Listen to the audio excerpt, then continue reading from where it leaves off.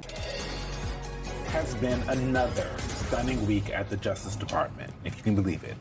The continued retribution campaign against Trump's perceived enemies, while at the same time the agency has come to the aid of his allies. We saw independent journalist Don Lemon, among others, in a Minnesota courthouse just yesterday, pleading not guilty for their alleged roles in disrupting a recent church service. Lemon says he was only reporting on the protest, not participating in it.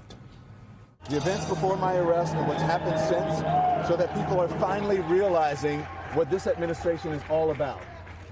The process is the punishment. I will not be intimidated. I will not back down. I will fight these baseless charges, and I will not be silenced. Earlier in the week, we saw the DOJ come to the defense of Trump's former strategist, Steve Bannon, seeking to undo his conviction for defying a congressional subpoena regarding the January 6th insurrection. The U.S. Attorney for D.C., Jeanine Pirro, told a judge it should be done, quote, in the interests of justice. Also this week, Pirro's federal prosecutors tried and failed to secure indictments on charges of seditious conspiracy against the 6 Democratic lawmakers who released a video last year urging troops to refuse illegal orders. MS Now has learned that not a single grand juror was willing to go along with the indictments. Not one.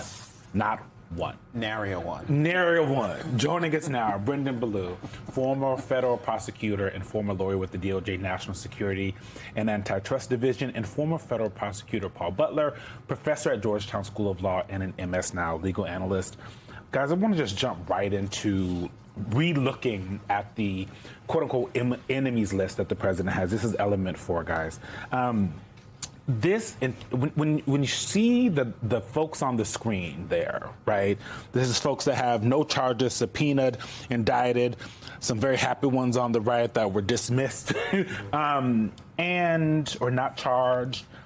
The thing that comes to my mind, Brendan, is what is not being investigated. They're spending so much time going after people that the president feel like has wronged him. The DOJ is a really important institution. You guys just do important work, right? What are the things that are not being investigated? At the same time that the president is prosecuting or investigating his political enemies, he is essentially dismantling the infrastructure for going after rich criminals. So you look at the fact that they dismantled the Klepto Capture Task Force, which went after Russian oligarchs, the Crypto Task Force, which went after crypto scammers. They're literally planning to dismantle the entire tax division, which goes after rich tax cheats. So, they're really making it, this is a golden era to be a rich criminal in America generally. And then you look at, he's got his enemies list, but he's got his friends list, too. Yeah. And you look at any number of folks who have given contributions to the Trump Inaugural Committee or made business deals with Trump's crypto companies or other ventures, and then either saw their investigations dropped, their civil litigations dropped, or their criminal prosecutions dropped. These are extraordinary favors to be getting granted. Yeah. That's what you've been reporting on, Jackie. Yeah. That hopefully this will become, at least Dem leaders are hoping that this is going to be the target for investigations, especially in an era when the White House is most likely not going to engage with Democrats if they do get back subpoena power and take back the House next year. Yeah, and if I can add just one thing really briefly to that, if Democrats take power in the fall, they're going to be able to do investigations. But that's not a prosecution. That's not a litigation. Right. And in a world where the Department of Justice is not willing to go after rich criminals, one thing that needs to happen is state AGs and individual civil litigants need to be doing the work that the Department of Justice refuses to do right now. Well, what are they allowed to just pick up the pieces like that? How does that work? Yeah, so, the AGs, there were great cases in the first Trump administration about how they have standing under the Domestic and Foreign Emoluments Clause. Individual litigants, for instance, you have folks that had their cases dropped that owed millions of dollars, tens of millions of dollars to their victims, right? Those victims were owed money. It would be really interesting for some of them to be suing under civil RICO charges, under unjust enrichment common law claims. There's a whole range of creative causes of action that folks could be bringing right now to try to hold people accountable. So Paul, we're talking about things that a normal functioning Department of Justice would be doing, especially if that normal functioning Department of Justice had a normal and functioning Attorney General of the United States. And instead, we get this. This is Attorney General Pam Bondi's response to a question about how many Epstein accomplices have been indicted. And here's her response. Child. None of them asked Merrick Garland over the last 4 years one word about Jeffrey Epstein. How ironic is that? You know why? Because Donald Trump, the Dow right now is over.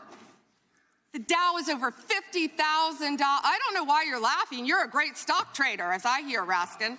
The Dow is over 50,000 right now. The S&P at almost 7,000. And the NASDAQ smashing records. Americans' 401ks and retirement savings are booming. That's what we should be talking about. Paul, she is not the Secretary of the Treasury. She is not the Commerce Secretary. She's not the head of the Fed.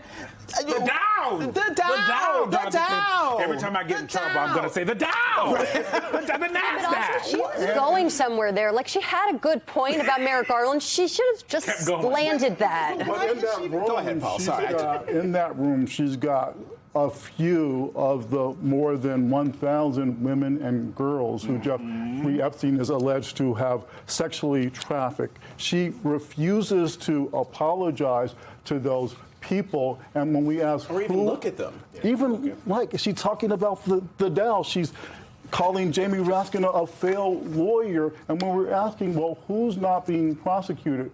How about those 10 co-conspirators who there's evidence in the Epstein files that they were involved in procuring girls and women, setting up stuff?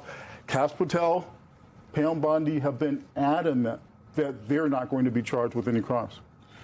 I want to keep digging at the Pam Bondi of it all, because this is also her in the congressional hearing over and over coming to Donald Trump's defense. Look at this. Have you apologized to President Trump?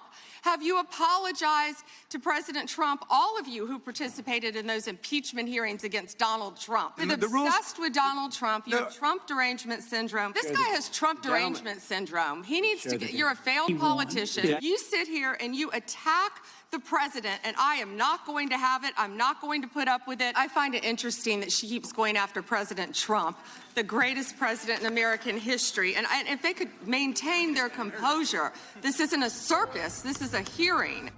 Oh, my God, says the ringmaster. It was a hearing until she got there. I mean, even calling people failed politicians who literally are current politicians, which doesn't make any sense whatsoever. Brendan, it is, and I know we should not be surprised that this is the behavior she would exhibit, but I think it is important for us to continue to call out that the Attorney General of the United States is not the president's attorney. The Attorney General of the United States typically likes to separate a little bit from the President of the United States so that they can operate. Because sometimes, you know, in normal times, they can investigate folks within the administration, folks within the White House. That is something they may end up doing. Merrick Garland, she brought up Merrick Garland. That man did not want to talk to Joe Biden. As a matter of fact, the Biden White House was always upset with Merrick Garland because they wanted him to be a little bit closer to the Biden administration and to the White House. Yeah. When you watch this, the damage it does to the DOJ. We're a year and like a month and a half into this administration. Fast forward with me all the way to the end of this administration with an attorney general that acts like that. Whether or not she sticks around, the die has been cast. Yeah. The damage to the Department of Justice, it's going to last for a generation. Is it irreparable? It's certainly going to take years, maybe decades, to recover from this. Because we always say the only thing the Department of Justice has is its credibility, its ability to convince judges and juries to do things, and that credibility gets eviscerated when you see an attorney general behaving in that way. If there's any sort of silver lining to this sort of behavior, it's that it's actually making it harder for Pam Bondi to do her own job. You see this happening, for instance, in the attempted prosecution of these 6 Democratic elected officials, that not only were they not able to secure an indictment, not a single grand juror voted in favor. Has that ever happened? Not one grand juror? Yeah, not one. But again, the constitutional design is for grand jurors to push back against overreach by prosecutors like Pam Bondi. And so I never had a grand jury refuse to indict. It's so easy. I always say it's like spa day for a prosecutor going to the grand jury. But with this administration, they didn't indict Sandwich Guy, right? They didn't indict a grand jury in Virginia, refused to indict Letitia James. And now we see not one of the 23 grand jurors wanted to indict these people. I could just see them. They were charged with seditious conspiracy for telling the truth about military officers should not obey, should not obey illegal orders. There's a tragic history there stemming from Nazi Germany. Again, they watched the video. If they asked the prosecutor, is this legal? The prosecutor says, yes, it's legal. What the senators are saying is, how is this seditious conspiracy? I mean, this is an unreal Justice Department.